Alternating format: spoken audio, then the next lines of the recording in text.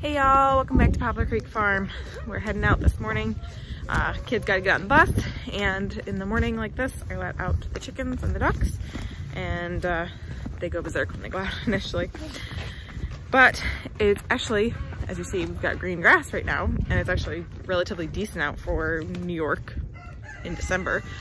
And actually tomorrow is supposed to be 61 degrees is the high. So because of that, my bees will be flying. And that means I can pop in real quick and just check on their feeds. So I'm going to make some sugar bricks today, and I'm gonna bring you guys along to make sugar bricks. Ducks.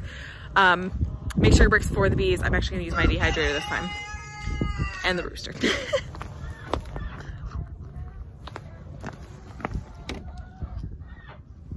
Set my coffee down somewhere. Now this mug, love this mug, guys.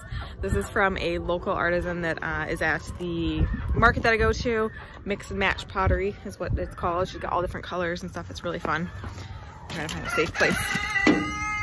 I hear you.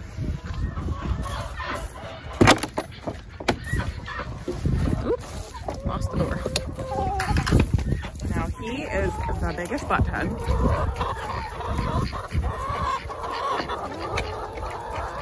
So I have to stay kind of back. Duckies! What's up, everybody? Hi, buddies. I don't have anything for you. So the only reason we're keeping that rooster right now is he is a butthead. He attacks us on a regular basis. He attacks anybody who comes over. The only reason we're keeping him right now is because in the spring I'd like to try to incubate some eggs, mostly for the kids so they can see what that incubation process is like, hatching eggs. And I'd really like to try to hatch some pekin eggs out as well. So we're keeping him for that purpose so we can hatch some eggs out. But once that is done, he's going bye-bye. He's going to the freezer camp, or I have an aunt who potentially will take him depending on his behavior, but we'll see. One of the things we started doing in the spring to add to the farm business was firewood. So we've got a lot of wood out here to start working up for, so we're caught up, or we're kind of ahead before the orders start coming in. Hey guys, so it's later in the day. Obviously it's dark out now. Had to get my kids to school, had to go to work, grocery shop, all the things. So now I'm gonna make the sugar bricks. I am missing one ingredient. But I'm going to attempt to kind of substitute it. So I'm missing apple cider vinegar. What I'm gonna do is I have white vinegar. I'm gonna do like a half white vinegar, half water, and see how it works. I'm dehydrating these anyways. They're gonna be pretty dry. And it's mostly just to help like preserve it. You also need citric acid. This recipe is mostly from Better Bee. Better Bee's website.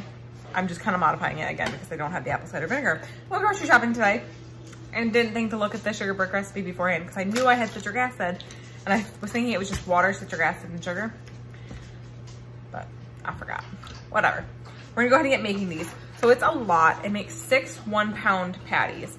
And again, I'm dehydrating this. I tried doing it in the oven last year and it cooked the sugar instead of just dehydrating it. So it became candy and impossible to get off the pans and really fun. So I'm gonna use the actual dehydrator this year. I'm just gonna put down like parchment paper. I'll show you guys that at the end. 14 cups of sugar, 1 cup of apple cider vinegar. Again, I'm going to do like half and half. And then 1.5 teaspoons of citric acid. So what you do is you mix the liquid mixture separately in a separate bowl, liquid and the citric acid, and you put all the sugar in a bowl, and then you pour the liquid over the sugar. So let's go ahead and get started. And don't mind the mess, I just made dinner.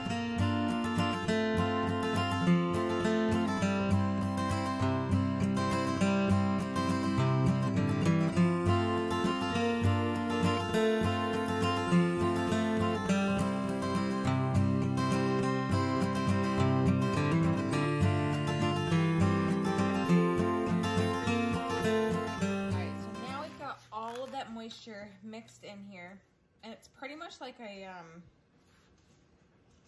kid's sand consistency, like that play sand consistency.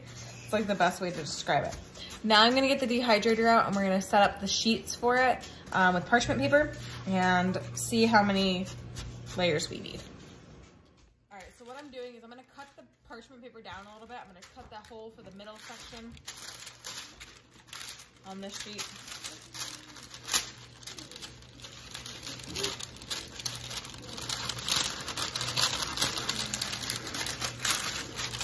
And it does not have to be pretty. But that is the basic idea, and I'm going to put it down. I'm gonna put the sugar right on here and kind of layer it out. You don't want it to be too thick, obviously. And it really doesn't, as long as I get all of this done, it doesn't really matter how thick it is, because I'm gonna break it up into, I've got 8 hives, so it's gonna go into 8 hives. I don't need it to be like perfect. But better than last year. I figured I would try this again this year because when ordering sugar bricks, I order them actually on Amazon. It's a small company that does them, so it's not like it's like a big corporation, but it takes, because it's a small company, it takes a long time to get them.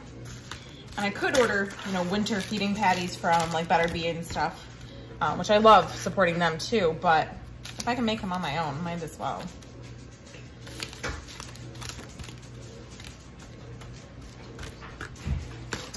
Well, that looks like a pretty good row for my first one. That's actually the top. And then I'll do the same thing over again.